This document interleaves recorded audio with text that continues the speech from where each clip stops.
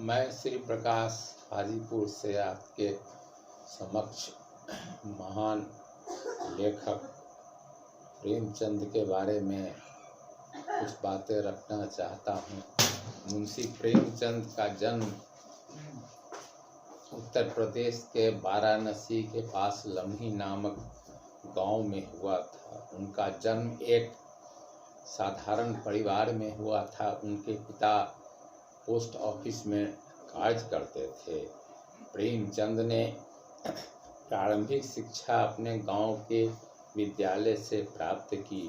उन्होंने आगे की शिक्षा भी प्राप्त की। प्रेमचंद ने का विवाह उनके पिता ने कम ही उम्र में कर दिया और वे उस विवाह से प्रसन्न नहीं थे। बाद में पत्नी के साथ संबंध विच्छेद हो गया और फिर उन्होंने दूसरी शादी भी की। प्रेमचंद ने हिंदी साहित्य के क्षेत्र में ऐतिहासिक कार्य किया। वे मजदूरों, किसानों के प्रमुख प्रवक्ता थे। अपनी लेखनी के माध्यम से, अपने साहित्य के माध्यम से उन्होंने दबे कुचले वर्ग की भावनाओं की वाणी प्रदान की। प्रेमचंद ने एक ऐसे समाज की भावनाओं को उजागर किया जो सदियों से दबा हुआ था, जमींदारों, साहूकारों के द्वारा दबाया गया था। ग्रामीण समाज के उत्पीड़न का वर्णन भी उन्होंने अपने साहित्य में किया। उन्होंने समाज में स्त्रियों की दुर्दशा का भी वर्णन किया है। उनके उपन्यास में समाज के विभिन्न वर्गों में जो विषमता है, जो उत्पीड़न है, उसका उन्होंने वर्णन अपने साहित्य के माध्यम से किया।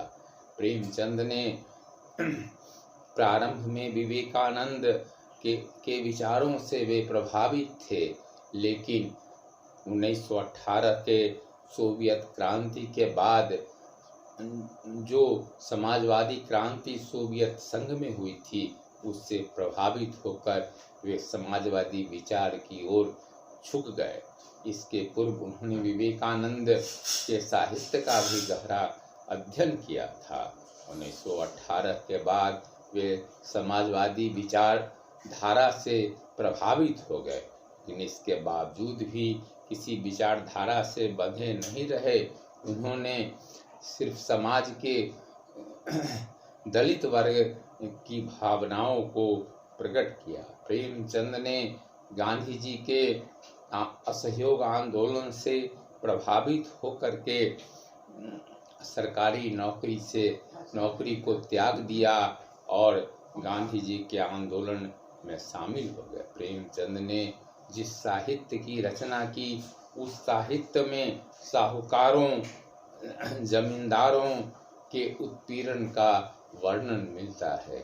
साहूकारों द्वारा सूद पर कर्ज देकर के गरीब किसानों, मजदूरों का जो शोषण किया जाता था, उस शोषण को उन्होंने अपने लेखनी के द्वारा प्रकट किया है। इसके साथ ही स्त्रियों का समाज में जो उत्पीड़न होता था, उसका भी वर्णन उन्होंने अपने साहित्य में किया है।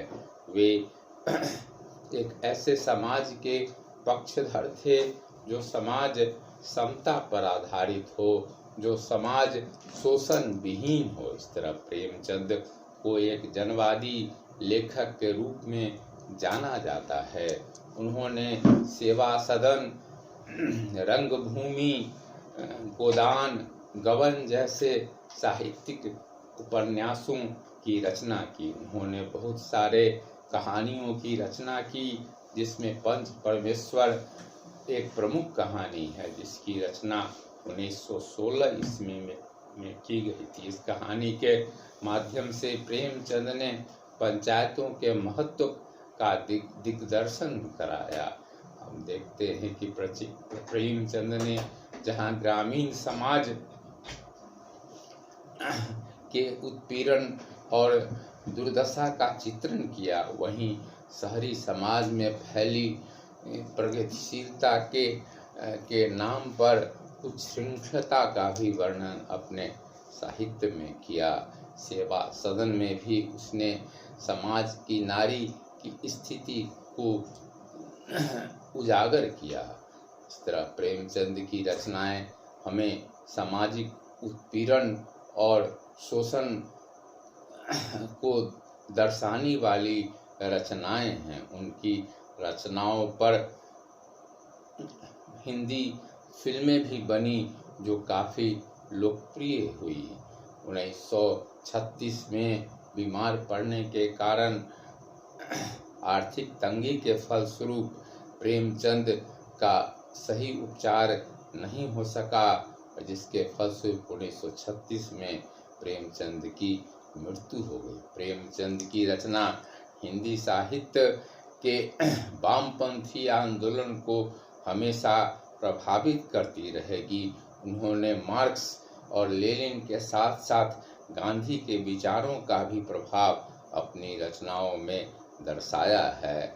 वे हिंसक क्रांति के समर्थक नहीं थे, वह हिंसा के माध्यम से समाज को बदलना चाहते थे। इस तरह प्रेमचंद का स्थान हिंदी साहित्य के इतिहास में सबसे ऊपर है।